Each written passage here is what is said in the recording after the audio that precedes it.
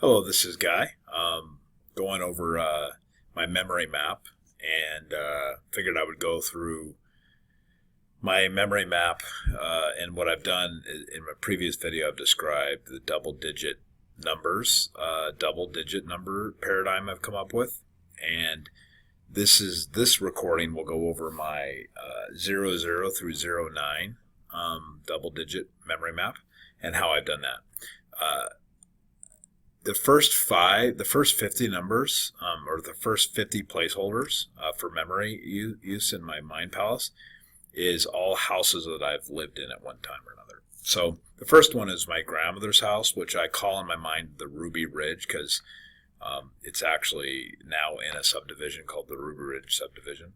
So and this is what the overview of the house, and it is for dead presidents. So let me jump right into it. The first one is 00. And 00 is happening in the garage. And so whenever I see two zeros together, I think of George Washington. Or I think of George Washington chopping tree. If I think of just a zero by itself, I think of a goose egg. When I think of two zeros next to each other, I think of George Washington. George Washington has an action. It's called chopping trees. So whenever I hear the phrase chopping tree, or whenever I see George Washington, whenever I think of George Washington, either way, George Washington or chopping trees, both is 400. And what I've done is George Washington is in my grandmother's garage, and he's got a giant cherry tree in there, and he's chopping it with an axe. And next to George Washington is Humpty Dumpty in a giant vise that my grandfather used to have in that garage. And the reason for the Humpty Dumpty is for no other reason than it looks like a giant goose egg to me. So 0 just reminds me that this is the zero placeholder in this house. And so whenever I visualize in my mind, I remember that this is the 0 placeholder. I did this not because I needed to remember George Washington or chops trees, that's 00, but I did this so that later I could store things in here that had something to do with the 0. And that's why I put the giant Humpty Dumpty or the goose egg in there. And I use Humpty Dumpty and I use goose egg interchangeably. I don't know if Humpty Dumpty was actually a goose egg, but it doesn't matter because factual representation is not needed in your memory map. It's whatever your mind comes up with. So the fact that I correlate Humpty Dumpty and goose eggs and George Washington chopping cherry trees is my insanity, and it doesn't matter. The point is I remember things by storing it in there. Okay, so George Washington chops trees at 00.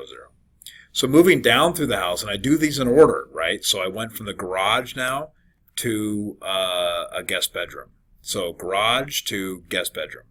And this is the room I used to live in. So, and it's 01. So I remember this room very well. So I can visualize going from the garage down the hallway to an old room I lived in, and that is 01. And in that place, I put Thomas Jefferson, and there's a wedding ceremony going on in that room. And Thomas Jefferson is marrying a slave woman. Sorry, Harriet Tubman, you are now being married to Thomas Jefferson against your will, but that's what's happening in my memory. And basically, she is holding a candlestick. So the reason she's holding a candlestick is because candlestick is the number 1 in my mind. So there you go. Thomas Jefferson, marrying a slave, candlestick. That's what I have going in that room. And I really am detailed in how I remember this. So I have Thomas Jefferson standing there with his white hair and stiff neck collar, and the slave is in there in a white dress holding a candlestick. She's got a bandana on her head, which I don't know why that makes a slave in my mind, but it does. And she's standing there, and they're up against the wall where there's this area, and there's a bed there, and they are saying their wedding vows in a kind of a clandestine kind of way because this is secret, right?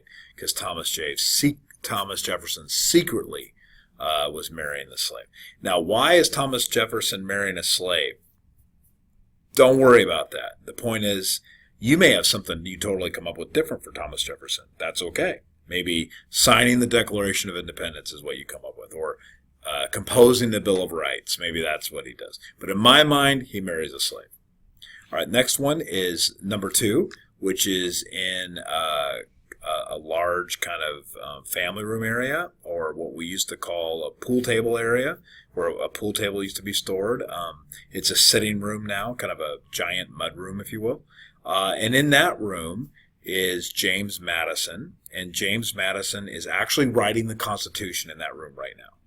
So he's writing the Constitution, and he's got a giant porcelain swan on the desk for which he's writing the Constitution.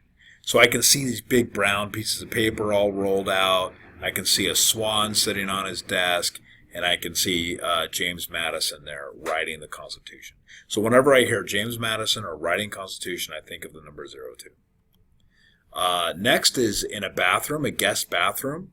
And in this small little guest bathroom, which looks out over the front lawn, is Andrew Jackson. And that's number 03. And Andrew Jackson is actually fighting the redcoats. So he's looking out the window. He's got a giant musket in his hand, and he's looking out the window, getting ready to fire on some redcoats. And sitting on the toilet is a redcoat, and he's in handcuffs. A British redcoat in handcuffs. And so Andrew Jackson fights redcoats, and there's a British guy on the toilet with handcuffs. The reason for the handcuffs is it reminds me of number 3. And Andrew Jackson and fighting redcoats is now permanently in my mind as the digits 03. Next one is in the office. There's an office in the house. And in that office is Abraham Lincoln. And Abraham Lincoln is freeing slaves. So on the back hallway there, on the back wall, there is a huddled group of slaves that look like they just recently got freed from slavery. And Abraham Lincoln is writing a document to help forge them papers for the Underground Railroad. And on that desk is a small sailboat. So Abraham Lincoln is writing on a desk, and there is a sailboat on there, a wooden sailboat, like a toy sailboat, and then behind him are a bunch of slaves huddled up. That reminds me, Abraham Lincoln, number 4, which is a sailboat, free slaves, 04. The next one is in the kitchen, my grandmother's kitchen, and my grandmother would probably be horrified to hear this, but in my mind, John F. Kennedy is actually strangling Marilyn Monroe with a python in the kitchen. And why do I associate John F. Kennedy with killing Marilyn? I have no idea. That's just the first thing that came to my brain when I thought of John F. Kennedy. And so that's what I put down. And so I see that as a number 5. The snake represents 5 in my mind. And kills Marilyn is now a funny thing that I can do to always remember 05. So whenever I see the number 05, I think killing Marilyn. Whenever I see a 05, I think John F. Kennedy. There you go. Next one is in the formal living room. And in the formal living room, I see Lyndon Johnson playing the saxophone. And behind him are a bunch of people holding signs that say, "Stop Jim Crow." And as you know, Lyndon Johnson was the person that was around, the president that was around when Congress finally got their act together and passed universal laws to stop Jim Crow. And so that's why Lyndon Johnson, 06, saxophone, stop Jim Crow. So whenever I see 06, I think of Lyndon Johnson or stopping Jim Crow. Jim Crow sometimes becomes a character in my mind, by the way. Sometimes when I'm reading I'm remembering something. Sometimes I'll put Jim Crow in a story just so that I can remember 06, or I can remember that I stored the thing I need to remember inside that room where Jim Crow is at. So if Jim Crow is participating in something for me, I need to remember that I got to go look back at the room Jim Crow is in, and in that room on a table or in one of the credenzas or on a photo on the wall, I will see the thing I need to remember. And so you'll start to learn a little bit of how I remember things using my memory palace.